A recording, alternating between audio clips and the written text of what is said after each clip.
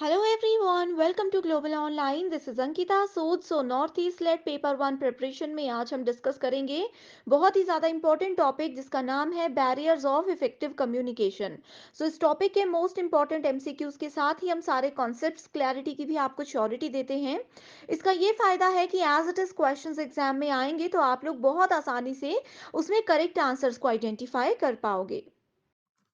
इस एग्जामिनेशन को क्वालिफाई करने के लिए पेपर वन पर मेजर फोकस रखिएगा क्योंकि इजीली यहाँ पर 100 में से 80 प्लस स्कोर करके आप अपना सिलेक्शन पक्का कर सकते हो। आपके पेपर वन के बेस्ट प्रिपरेशन के लिए कंप्लीट कोर्स हमने लॉन्च किया है जहाँ पर डेली लाइव लेक्चर्स के साथ हम एग्जाम से पहले आपका पूरा सिलेबस कवर करवाने की श्योरिटी देते हैं।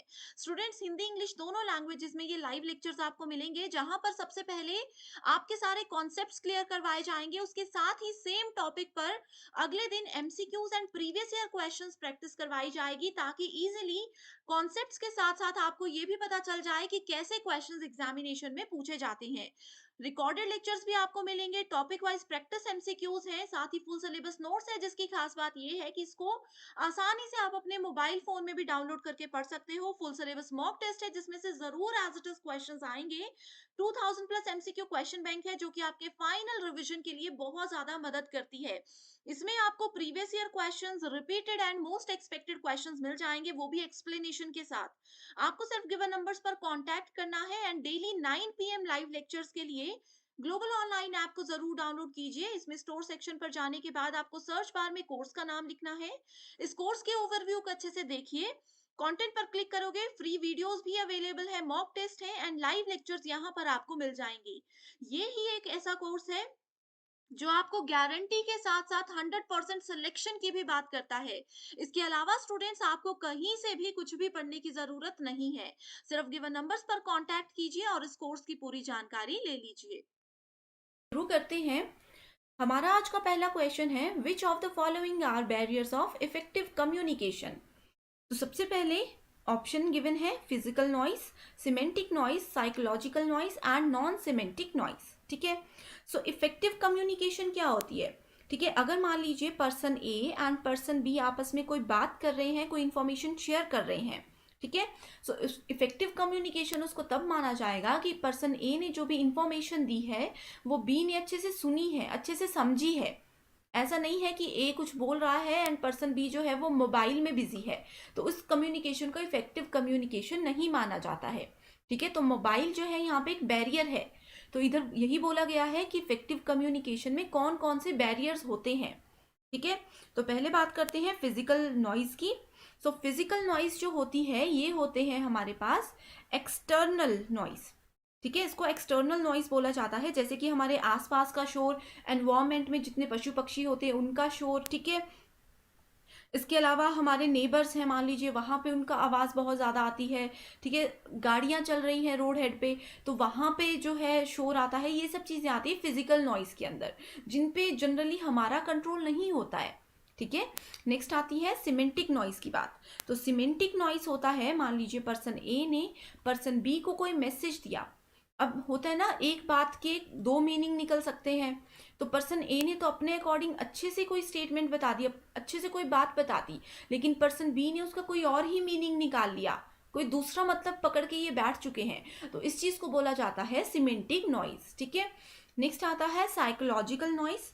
इसमें आता है जैसे कि हमारा बायोलॉजिकल इन्फ्लुएंसेस होते हैं। ठीक है, साइकोलॉजिकल इन्फ्लुएंसेस होते हैं कि किसी का फिजिकल नेचर कैसा है। ठीक है, ये सब चीज़ें आती हैं साइकोलॉजिकल नॉइस के अंदर। ये सब चीज़ें जो होती है ना, ये इंटरनल नॉइस होती है। ठीक है, कि जो पर्सन है, जो सेंडर है, रिसीवर है, इन दोनों का इस टाइम पे मेंटल स्टेटस क्या है, क्या ये इंटरेस्टेड है हमसे बात करने में या नहीं है, ये सब चीज़ें आती है साइकोलॉजिकल नॉइस में। ठीक है, तो यहाँ पे अगर नॉन सिमेंटिक नॉइज की बात करें तो इस तरह का कोई टाइप जो है कम्युनिकेशन में होता ही नहीं है।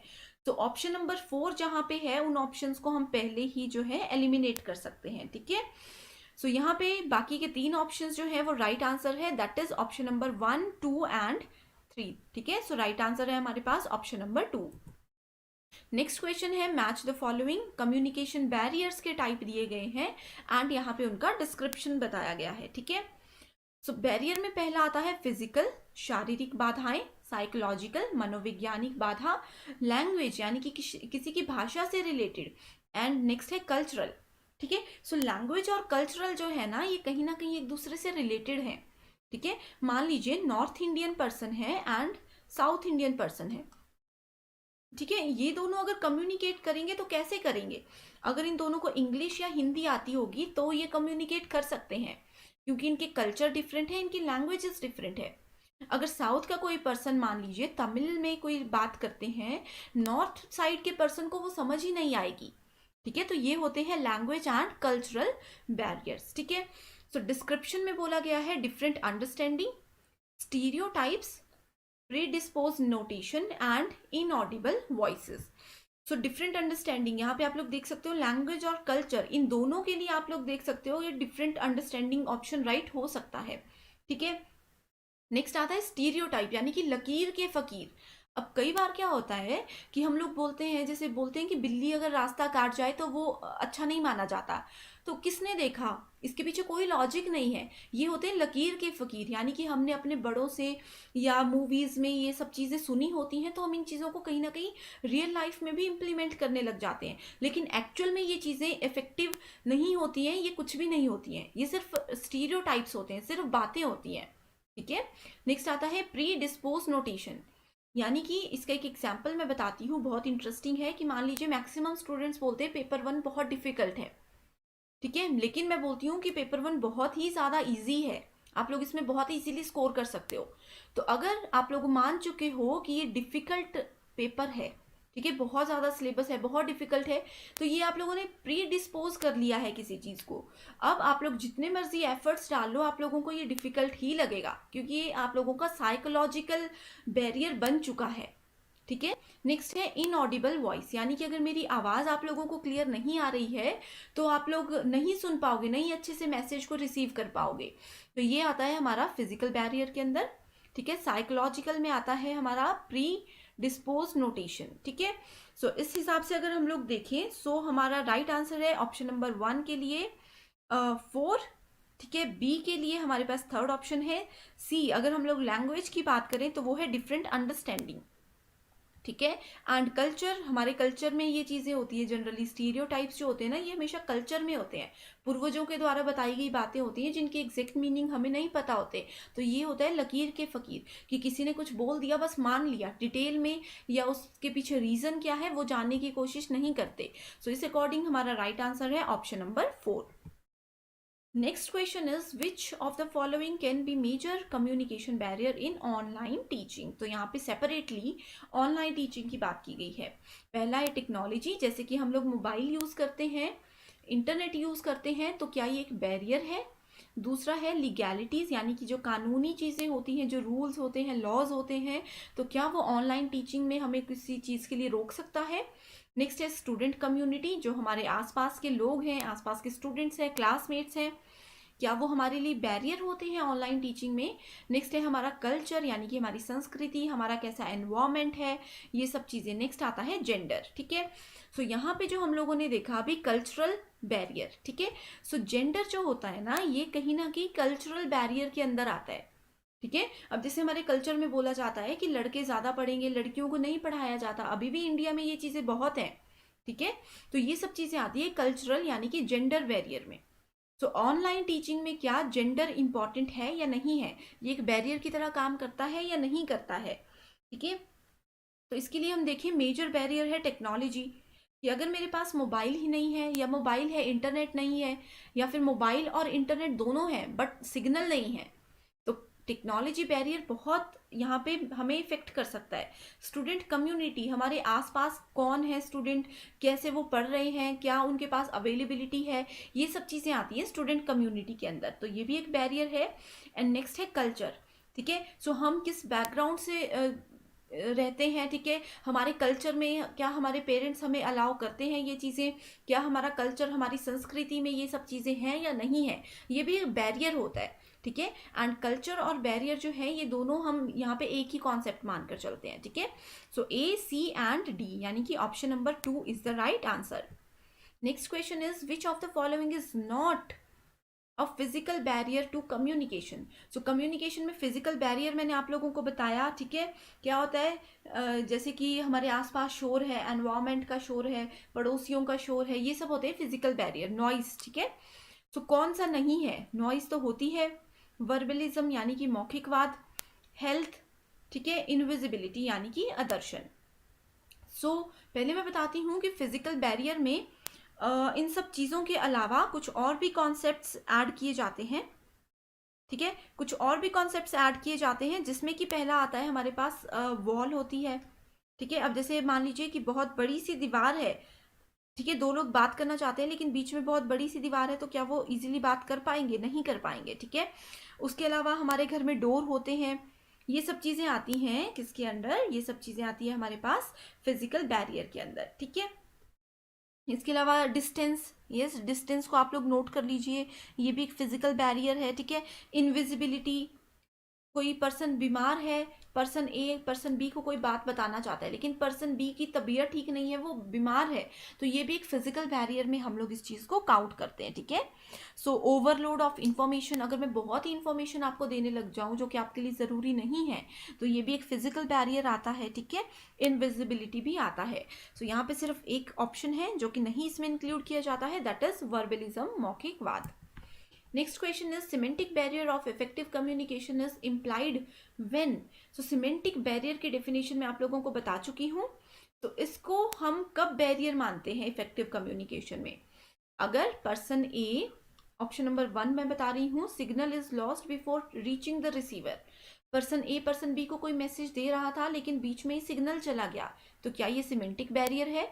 Message transmitted by source is unclear. तो कई बार क्या होता है, मैं आप लोगों को कुछ बात बताना चाहती हूँ, मुझे कॉन्सेप्ट बिल्कुल क्लियर है लेकिन मैं डिफाइन नहीं कर पा रही हूँ, मैं बता नहीं पा रही हूँ एग्जैक्टली कि क्या मैं कहना चाहती हूँ, ठीक है। तो वो ये है कि अनक्लियर है कोई मैसेज जो मैं आपको बताना चाहती हूँ। तीसरा ऑप्शन बोलता है रिसीवर्स अटेंशन इज डाइवर्टेड, यानी कि मैं इंफॉर्मेशन पूरी दे रही हूँ लेकिन पर्सन बी जो है वो मोबाइल में बहुत बिजी है, उसको कोई इंटरेस्ट नहीं है मेरी बात में, ठीक है। एंड लास्ट है receiver does not understand the meaning of the message, यानी कि पर्सन बी ने सिग्नल भी पूरा है, यहाँ पे अगर हम लोग देखें तो सिग्नल भी पूरा है, ठीक है। फोर्थ ऑप्शन की मैं बात कर रही हूँ, ठीक है। इसमें क्या हो रहा है, सिग्नल भी पूरा है, मैसेज भी पहुंच गया, इसकी अटेंशन भी पूरी है, लेकिन बात क्या है कि ये मैसेज को नहीं समझ पा रहा है। इसने तो मैसेज अच्छे से दे दिया पर्सन ए ने, लेकिन पर्सन बी उसको नहीं समझ पा रहा है या फिर उसका डिफरेंट मीनिंग समझ रहा है, ठीक है। डिफरेंट मीनिंग अगर कोई सामने वाला पर्सन समझे हमारी बात का, तो वो होता है semantic barrier, that is option number 4 is the right answer. Next question आता है हमारे पास, which one of the following can be considered as psychological barrier to effective communication, ठीक है। यहाँ पे अगेन साइकोलॉजिकल बैरियर की बात की गई है, तो कौन से हैं? पहला है डिस्क्रिप्टिव मैसेज, यानी कि अगर मैं अपने मैसेज को बहुत ज़्यादा डिस्क्राइब करूं जितनी शायद आपको ज़रूरत भी नहीं होगी, तो क्या वो एक इफेक्टिव कम्युनिकेशन का बैरियर माना जाएगा? दूसरा है इनअटेंटिव, मेरा ध्यान, मैं कुछ बात बता रही हूँ आपका ध्यान ही नहीं है, तो वो इनअटेंटिवनेस के अंदर आता है। Too much reliance on the written work, ठीक है, यानी कि मैं जो बता रही हूँ आप लोग वो नहीं सुन रहे हो, जो सामने स्लाइड में लिखा है आप लोग सिर्फ उसी पे फोकस कर रहे हो, तो ये क्या एक बैरियर होगा? नेक्स्ट है लिमिटेड रिटेंशन, यानी कि सीमित प्रतिधारणा, ठीक है। लिमिटेड रिटेंशन अगर किसी पर्सन की होगी, चाहे वो सेंडर की बात करें चाहे वो हम लोग रिसीवर की बात करें, ठीक है। ये भी एक बैरियर हो सकता है या नहीं? लॉजिकल ऑर्गेनाइजेशन, यानी कि किस तरह से, ठीक है, किस तरह से मैं अपने लॉजिक्स को ऑर्गेनाइज करके आप लोगों तक पहुंचा रही हूं ताकि आप लोग इजीली समझ सको, ये आती है लॉजिकल ऑर्गेनाइजेशन के अंदर चीजें, ठीक है। फ्लो ऑफ थॉट, यानी कि किस फ्लो में मैं चीजों को सोच रही हूँ, किस लेवल पे मेरे थॉट्स जाते हैं, ये सब भी क्या इफेक्टिव कम्युनिकेशन में बैरियर है? किस कम्युनिकेशन में? साइकोलॉजिकल की बात की गई है, ठीक है। साइकोलॉजिकल बैरियर डिटेल में मैं आप लोगों को बता चुकी हूँ, बस आपको क्या करना है, साइकोलॉजिकल बैरियर की डेफिनेशन को रिमाइंड करना है एंड ऑप्शंस को उसके साथ मैच करना है, ठीक है। यहाँ पे अगर हम लोग देखें, ऑप्शन नंबर बी, ठीक है, इन अटेंटिवनेस, अगर मेरा ध्यान ही नहीं है तो वो भी एक साइकोलॉजिकल फैक्टर हो सकता है। अगर मैं सिर्फ रिटन फैक्टर पे फोकस करूं, जो मैं बोल रही हूँ वो ना सुनूं, ये भी फैक्टर हो सकता है, एंड लिमिटेड रिटेंशन भी एक फैक्टर हो सकता है, ठीक है। यहाँ पे option number 2 That is B, C and D is the right answer. Next question is match the following: communication barrier and description. ठीक है, semantic barrier, psychological, personal and physical barrier. So यहाँ पे ऑप्शन दिए गए हैं: lack of physical clarity in channel, faulty message, poor retention या फिर lack of time. तो ये क्वेश्चन भी एक ऐसा क्वेश्चन है जो कि मैं अभी अभी आप लोगों के साथ डिस्कस कर चुकी हूँ, ठीक है। एंड अगर आप लोगों ने ये चीज़ें सुनी होंगी ना तो एग्जाम में आप लोग बहुत इजीली सॉल्व कर सकते हो। एग्जाम में क्या आप लोग अभी भी बहुत इजीली सॉल्व कर सकते हो, एंड ऐप पे जा कर के भी उसको इवेल्युएट कर सकते हो, ठीक है। सो लैक ऑफ टाइम, अगर हम लोग यहाँ पे फिजिकल बैरियर की अगर हम लोग बात करें, सो फिजिकल बैरियर में क्या होता है, फॉल्टी मैसेजेस होते हैं या फिर लैक ऑफ फिजिकल क्लैरिटी होती है। तो यहाँ पे आते हैं हमारे पास सबसे पहले अगर सिमेंटिक की बात करें, सिमेंटिक होता है उसका कॉन्सेप्ट जो है वो दूसरा पर्सन नहीं समझ पा रहा है, यानी कि फॉल्टी मैसेज है, डबल मीनिंग वाला मैसेज है, एक ही बात की, एक ही किसी टॉपिक के दो मीनिंग हो सकते हैं, उस तरह का मैसेज है, ठीक है। दूसरा आता है हमारे पास साइकोलॉजिकल, यानी कि पुअर रिटेंशन, पर्सन का ध्यान ही नहीं है, ठीक है। नेक्स्ट आता है पर्सनल। सो पर्सनल को अगर हम लोग रिलेट करें, लैक ऑफ टाइम, कि मेरे पास टाइम ही नहीं है तो मैं कैसे आपकी बात सुनूंगी। एंड फिजिकल में आता है lack of physical clarity in the channel, ठीक है। Next question is given below are two statements, personality conflicts in a classroom situation are a barrier to effective communication, ठीक है। सो यहाँ पे जो भी कक्षा में स्थिति होती है उनका व्यक्तित्व संघर्ष, यानी कि पर्सनालिटी कॉन्फ्लिक्ट जो होता है वो एक इफेक्टिव इंटरेक्शन, इफेक्टिव कम्युनिकेशन का बैरियर माना जाता है। स्टेटमेंट नंबर 2 में बोला गया है impersonal communication is invariably considered the best solution in the classroom environment, ठीक है। सो impersonal communication को यहाँ पे क्लासरूम में एक बेस्ट सॉल्यूशन जो है वो बताया गया है इनके अकॉर्डिंग। सो ये क्वेश्चन भी जो है बहुत इजी है एंड प्रीवियस ईयर क्वेश्चन है, तो इसमें बताना है कौन सी स्टेटमेंट करेक्ट है, कौन सी इनकरेक्ट है, ठीक है। सो इसका आंसर है option number 3, that is statement 1 correct है एंड स्टेटमेंट 2 जो है वो इनकरेक्ट है, ठीक है। तो सबसे पहले मैं आपको बताती हूँ कि पर्सनैलिटी कॉन्फ्लिक्ट्स क्या होते हैं। सो अगर क्लासरूम सिचुएशन में, ठीक है, क्लासरूम में मान लीजिए दो पर्सन किसी एक पर्टिकुलर टॉपिक को लेकर के, अपनी पर्सनालिटी को लेकर के, अपने नेचर को लेकर के किसी बात पे अगर भिड़ जाते हैं, जैसे कि उनके लाइफ एक्सपीरियंसेस हैं, इमोशंस हैं, एटीट्यूड्स हैं, बिहेवियर है, ठीक है, ये जितनी भी चीज़ें होती है ना, ये आती है पर्सनालिटी कॉन्फ्लिक्ट्स के अंदर, ठीक है। तो हर एक क्लासरूम में डिफरेंट स्टूडेंट्स होते हैं, सबके इंडिविजुअल डिफरेंसेस होते हैं, ठीक है, ये सब आते हैं पर्सनालिटी कॉन्फ्लिक्ट्स के अंदर। Next question is semantic noise in classroom communication can be limited by avoiding the use of, ठीक है। सो किसका यूज करके हम इनको अवॉइड कर सकते हैं, dialogues, clichéd jargon, non verbal cues and multimedia, ठीक है। सो ये क्वेश्चन भी जो है हमारे पास प्रीवियस ईयर क्वेश्चन है एंड इस तरह के क्वेश्चन एग्जाम में बहुत बार पूछे जाते हैं।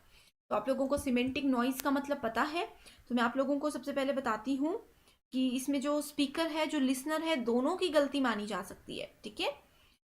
इसमें अगर हम लोग बात करें क्लिच्ड जार्गन्स की, ठीक है, जार्गन्स का मतलब होता है जैसे कि हम लोग किसी को टॉन्ट मारते हैं ना, हम लोग कई बार इनडायरेक्टली किसी को कुछ बात ऐसे बोलते हैं कि सामने वाला समझ जाए कि यस हम उनको कुछ बात बोलना चाहते हैं जिससे कि उसको इफेक्ट पड़े, ठीक है, ये सब चीज़ें होती हैं क्लिच्ड जार्गन के अंदर। तो ये सब चीज़ें सिमेंटिक नॉइज में जो है एक बैरियर की तरह काम करती है। अब जैसे मान लीजिए मैंने आप लोगों को बोला, ठीक है, एक ही बात का मीनिंग, जैसे मैं आप पर्सन ए ने पर्सन बी को बोला कि आज आप बहुत अच्छे लग रहे हो, ठीक है, तो इसका मतलब ये है कि पर्सन ए ने तो अपनी तरफ से उसकी तारीफ की, लेकिन पर्सन बी ने उसका क्या मतलब निकाला कि उसने बोला आज आप बहुत अच्छे लग रहे हो। पर्सन बी सोच रहा है कि मैं सिर्फ आज ही अच्छा लग रहा हूँ, आज से पहले इसको कभी मैं अच्छा नहीं लगा। तो ये चीज़ें होती हैं जो कि सिमेंटिक बैरियर की तरह काम करती हैं, ठीक है, कि पर्सन ए ने किसी और मीनिंग से बोला, पर्सन बी ने उसका कुछ और ही मतलब समझ लिया।